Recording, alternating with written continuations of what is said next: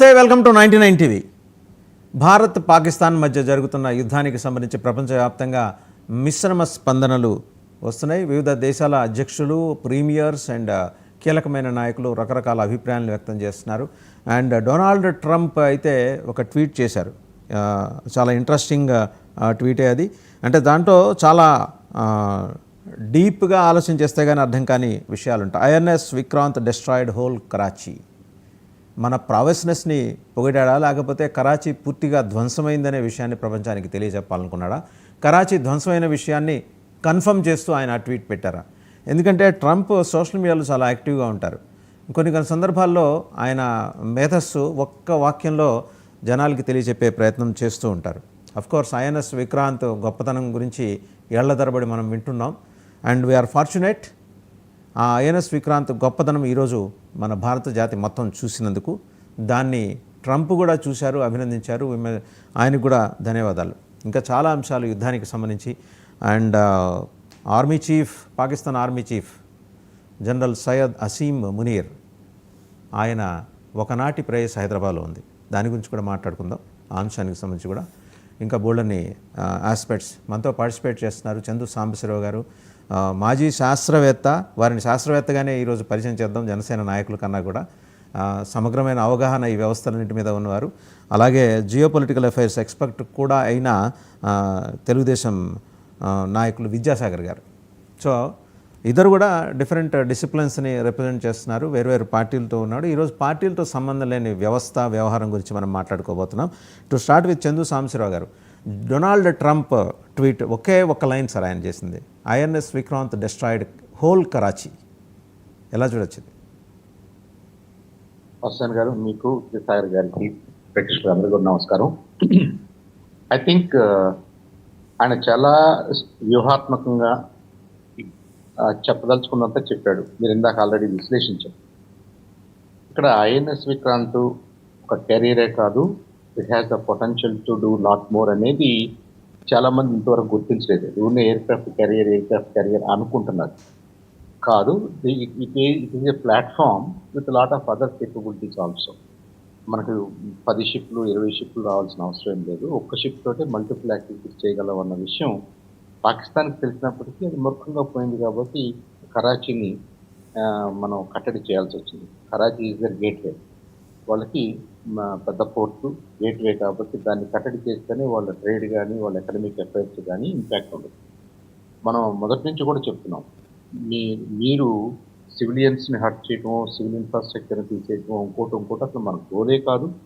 మనం టెర్రరిస్టు స్థావరాలు, టెర్రరిస్టులను ధ్వంసం చేయడం ద్వారా పాకిస్తాన్ కూడా హెల్ప్ చేద్దామని ఆపరేషన్ సింధూర్ మొదలుపెట్టాం. అది పెద్దలందరూ చెప్పారు, మనం చెప్పాం, దేశం మొత్తం కూడా అదే చెప్పింది. అట్ ద సేమ్ టైం వాళ్ళు నిన్న రాత్రి, అంటే 7 రాత్రి 8 రాత్రి 2 రోజులు కూడా మనల్ని కవ్వించడం, మన మీద డ్రోన్స్ పంపడం, మన మీద ఏదేదో చేయాలంటే ఇవన్నీ కూడా ఏంటంటే చైల్డిష్ గేమ్స్ స్టార్ట్ చేశారు. దానికి రిటాలియేషన్ ఉండాల్సిందే. ఇలాంటి డిస్టర్బెన్స్కి ఫర్ ఎవర్ మనం ఫుల్ స్టాప్ చెప్పాలని చెప్పేసి ఐ థింక్ కరాచీని కూడా ఇక్కడ టార్గెట్ చేశారు. దాంట్లో భాగంగా కరాచీని టార్గెట్ చేశారు.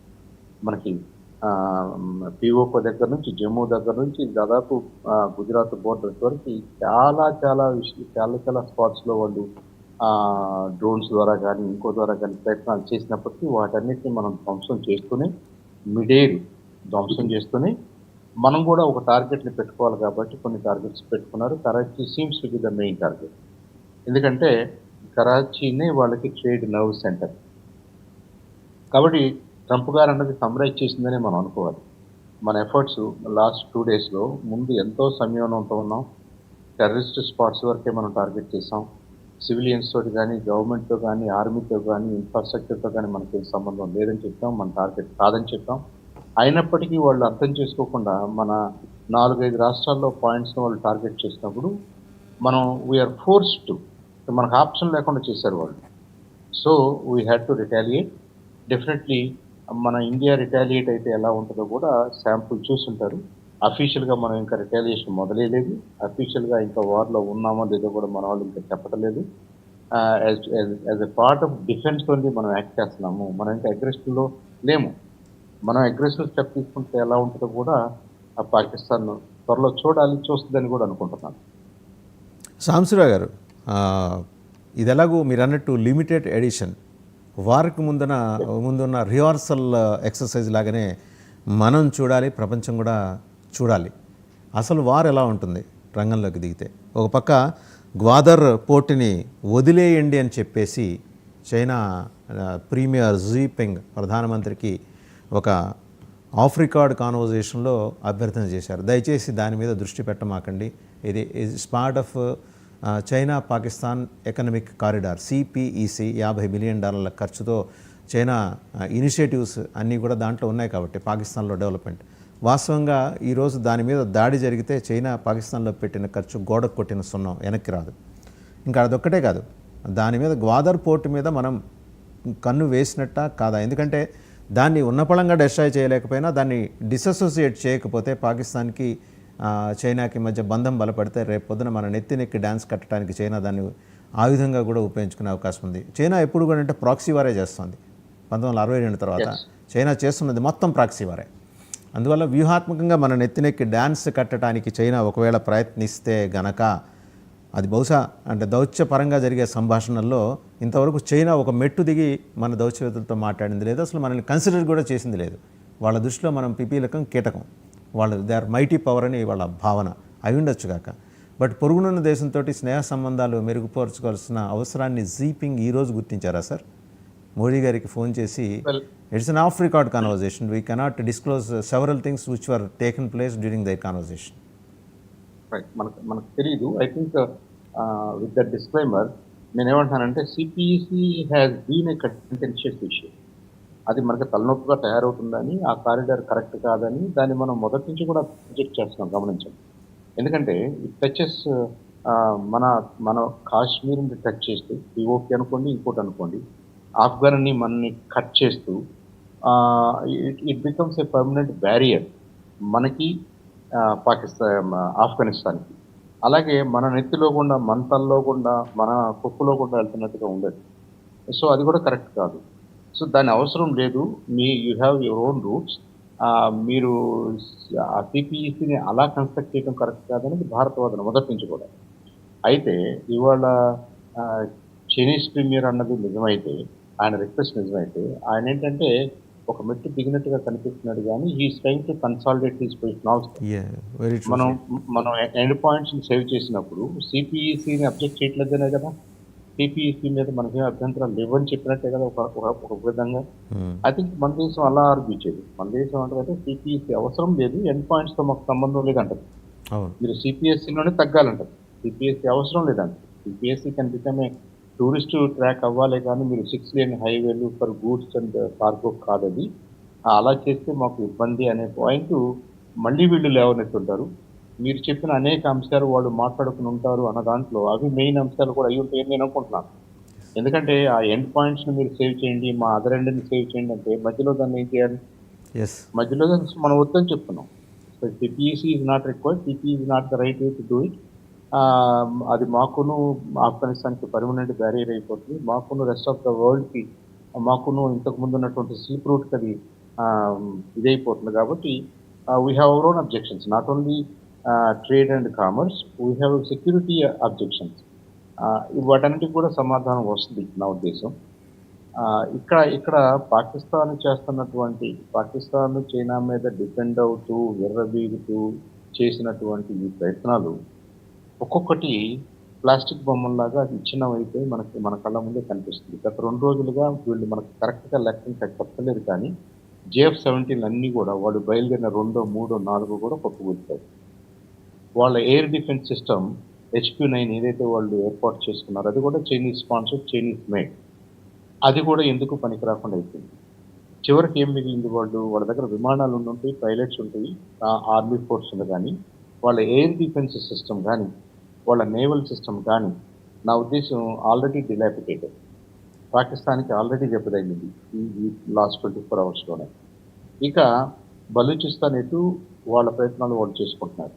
బలూచిస్తాన్ లిబరేషన్ ఆర్మీ వాళ్ళు కూడా ఈ ఫ్రాంటియర్ ఆర్మీని వెనక్కి పంపించినట్టుగా కొన్ని వార్తలు వస్తున్నాయి. వీళ్ళకి కన్ఫర్మ్ దాన్ని వాళ్ళు లిబరేషన్ వాళ్ళు అనౌన్స్ చేసుకుని మన సింధు వాటర్స్ను మనం టైప్ చేసి, కరాచీని మనం కట్టడి చేసేసి, మన అరేబియన్ సీని మనని కట్టడి చేసిన తర్వాత ఐ థింక్ ఇక వాళ్ళకి మిగిలిన ఆప్షన్స్ ఏమి లేవు. ఇంకా ఇంకా ముందుకెళ్ళాలని వాళ్ళు ట్రై చేసే డిశ్చార్జ్ అవుతుంది. ఈసారి చాలా ఆహ్, ఏమన్నారు 2 ఫర్ 1 అనో, 3 ఫర్ 1 అనో ఏదో ఒక నినాదం చేస్తున్నారు కొంతమంది నిన్న. వాళ్ళు ఒక్క యాక్టివిటీ చేస్తే మనం 3 యాక్టివిటీలు చేయాలి. సైమల్టేనియస్‌గా చేయాలి. దిగ్బంధం ఎస్. చేయాలి. Pakistan should not stay as Pakistan.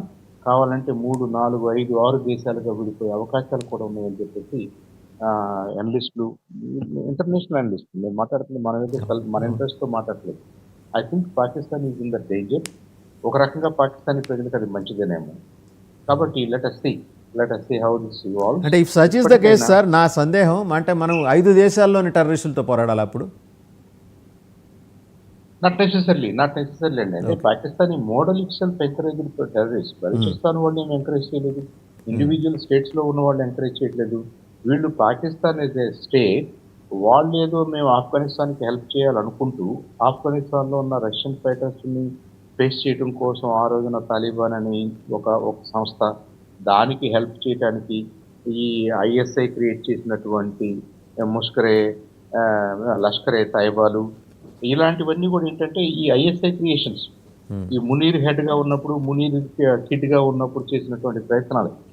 అవన్నీ కూడా ఏమైందంటే ముదిరి హిల్లరీ క్లింటన్ గారు అన్నట్టుగా ఒక పెద్ద పావుని విషనాగుని నువ్వు దొడ్లో పెంచుకున్నావు అనుకోండి, అది పక్కవాడినే కరవదు ఆల్వేస్. నిన్ను కూడా కరవచ్చు కదా! మ్మ్.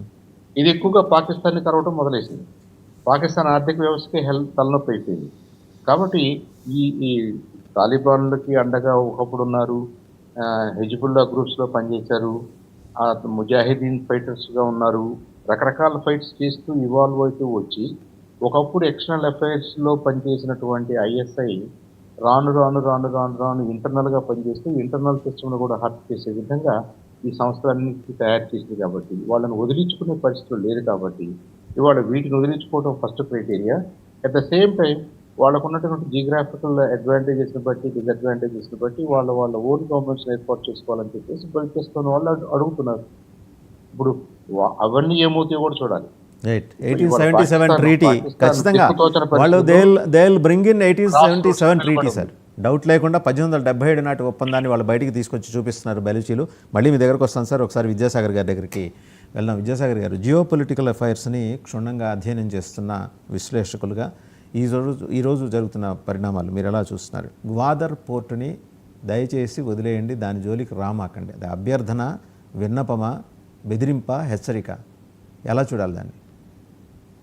మార్నింగ్ అండి, మీకు అట్లాగే పెద్దలు సాంబశివరావు గారికి నా నమస్కారం. గ్వాదర్ పోర్టు ఇండియాకి ఏం సంబంధం ఉండదు. అది బలూచులు చూసుకుంటారు. Gwadar port located Balochistan. ఆ సిల్క్ రోడ్ అనేది అయితే డిజైన్ చేసిందో పాకిస్తాన్, అది పీఓక్ మీదుగా వస్తూ ఆ పంజాబ్ ఈ ఖైబర్ పఖ్తూన్ఖ్వాని టచ్ చేస్తుంది, పంజాబ్ ప్రావిజన్స్ టచ్ చేస్తుంది, సింధ్ ప్రావిజన్ టచ్ చేస్తూ గ్వాదర్ పోర్టు బలూచిస్తాన్ లో ఎండ్ అవుతుంది. సముద్రం దగ్గర గ్వాదర్ పోర్ట్ ఉంటుంది.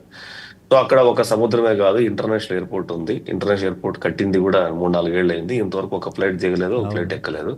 అక్కడికి వచ్చేసి వాళ్ళు ఓపెనింగ్ చేయాలి అంటే ప్రధానమంత్రి రావడానికి కూడా బలూచిస్తాన్ లో చంపేస్తారేమో అని చెప్పేసి రాలేదు. చైనా వాళ్ళు, పాకిస్తాన్ గవర్నమెంట్ ఇద్దరు కలిపి వర్చువల్ గా దాన్ని ఇనాగ్రేట్ చేశారు. బలూచ్ లోని ఈ మధ్యలో ఒక 3 to 4 months back China China వాహనాలు కానివ్వండి, చైనీస్ ఉండేటువంటి ప్రాంతంలో దాడి చేసి చైనీస్ కి పాకిస్తాన్ వాళ్ళు అక్కడ సెక్యూరిటీ గార్డ్స్ గా ఉంటారు.